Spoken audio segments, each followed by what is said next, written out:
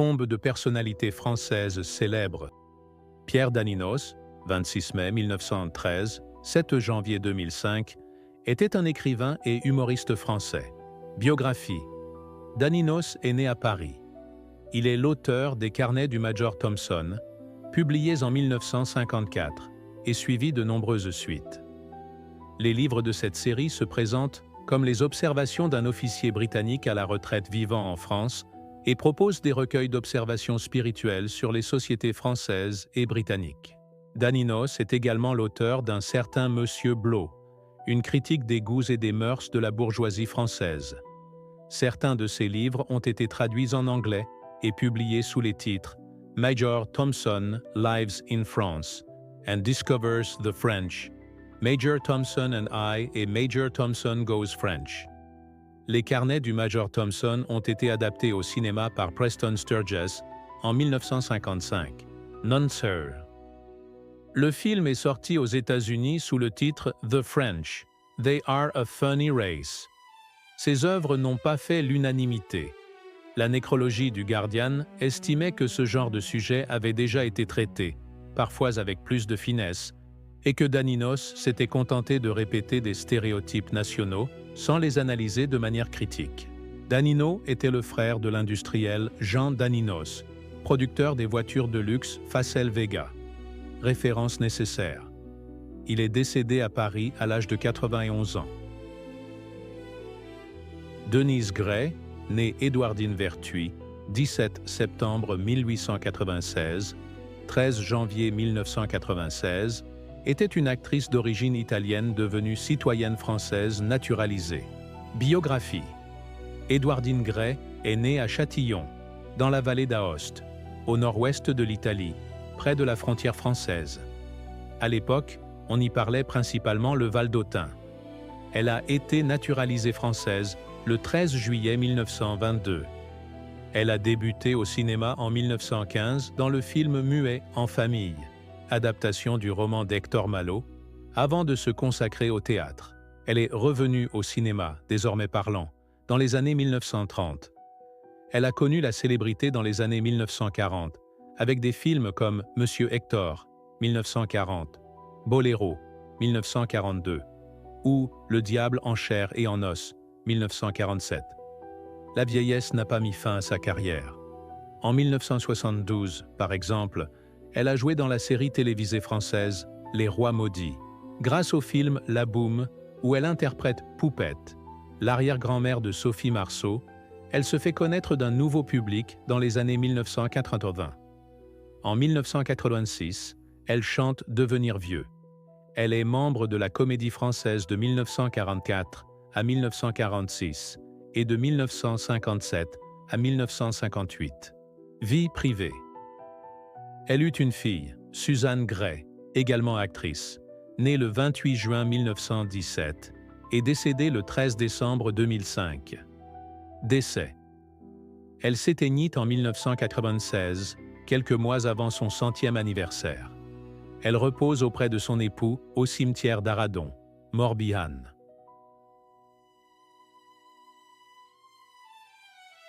Guillaume Bas était un humoriste français. Biographie. Enfance et formation. Guillaume Batz, né Guillaume Batreau le 14 avril 1987 à Reims, en France, a souffert dès sa naissance d'ostéogenèse imparfaite, aussi appelée maladie des os de verre. À l'âge d'1 an, ses parents l'ont placé à l'établissement DDASS. Il n'a revu sa mère qu'à 15 ans. Il avait un frère jumeau, non atteint de la maladie, et un demi-frère. Il a passé 4 ans en crèche, puis a intégré un orphelinat où il vivait en semaine et passait ses week-ends dans une famille d'accueil. À 7 ans, il y est resté à temps plein, mais a dû quitter cette famille 2 ans plus tard. Après un séjour dans une famille qu'il jugeait peu affectueuse, il a été recueilli par une dame âgée ayant des enfants adultes. Il la considérait comme sa mère de cœur, et ses enfants comme ses oncles et tantes. Carrière, début. En octobre 2011, Guillaume Batz participe à la scène ouverte Field au Théâtre Trévise. Son sketch « Elle n'est pas belle la vie » est sélectionné et diffusé sur Dailymotion, où il cumule plus de 300 000 vues en 2149. Sollicité pour signer des contrats de production, il préfère prendre le temps de la réflexion. Télévision nationale. Émission On n'exige qu'à rire. Souhaitant participer à l'émission On n'exige qu'à rire de Laurent Ruquier sur France 2, il a contacté l'humoriste Jérémy Ferrari, un des résidents de l'émission, pour retravailler l'écriture d'un sketch. J'étais conscient de mes lacunes en matière d'écriture. Il a accepté, mais à la seule condition que je retravaille tous les sketchs de mon émission. Tous tordus. Au début, je n'étais pas très enthousiaste, mais j'ai fini par accepter. Je ne le regrette pas. Il est très rigoureux, très exigeant, presque obsessionnel dans son travail, alors que j'ai tendance à me laisser aller. En décembre 2011, Guillaume Batz a participé au sketch Père Noël devant les grands magasins de Walidia.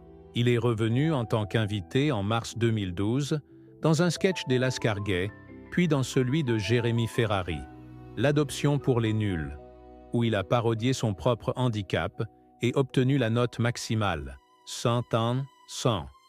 Il a ensuite animé l'émission en solo, y apparaissant à 2 reprises, avec son co-auteur Jérémy Ferrari.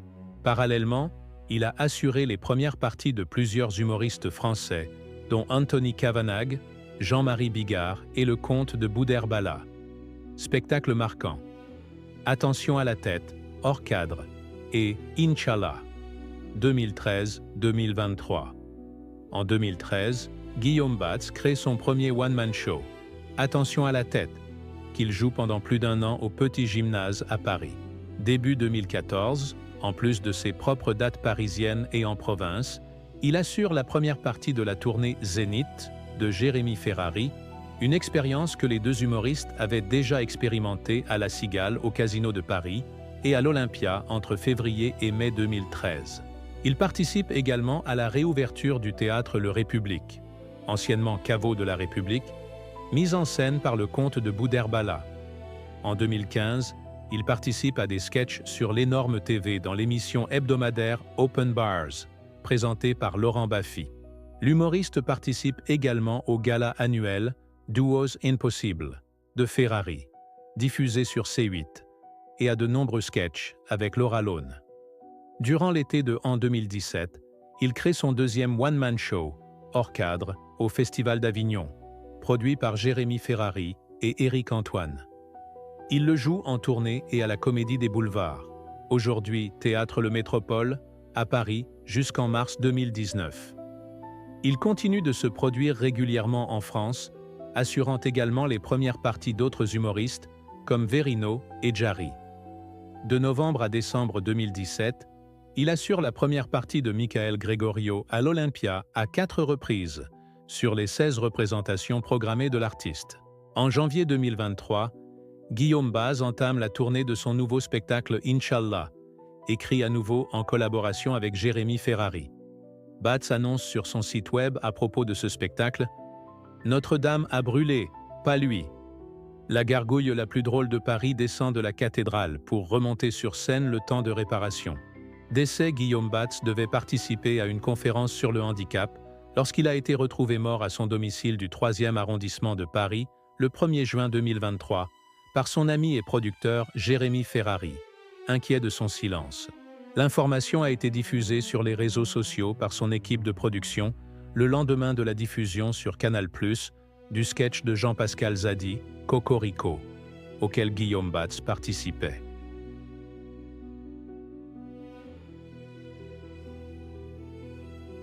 Bruno Carrette, 1956-1989, était un humoriste français, surtout connu comme fondateur et membre du groupe comique culte Les Nuls.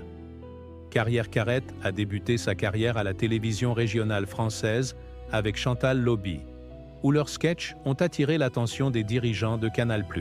Le duo, avec Alain Chabat et Dominique Farrugia, a formé Les Nuls, un groupe devenu incontournable de l'humour français à la fin des années 1980, réputé pour ses parodies et son style d'improvisation.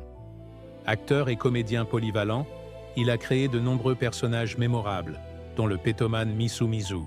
Il a également joué dans plusieurs films, notamment dans le film posthume de Louis Malle, Milou en mai.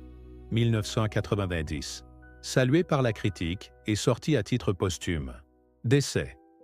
Carrette est décédé à Paris le 8 décembre 1989 à l'âge de 33 ans, des suites d'une leucoencéphalopathie multifocale progressive, une infection opportuniste liée au sida, contractée lors de vacances en Égypte à la suite d'un virus tropical.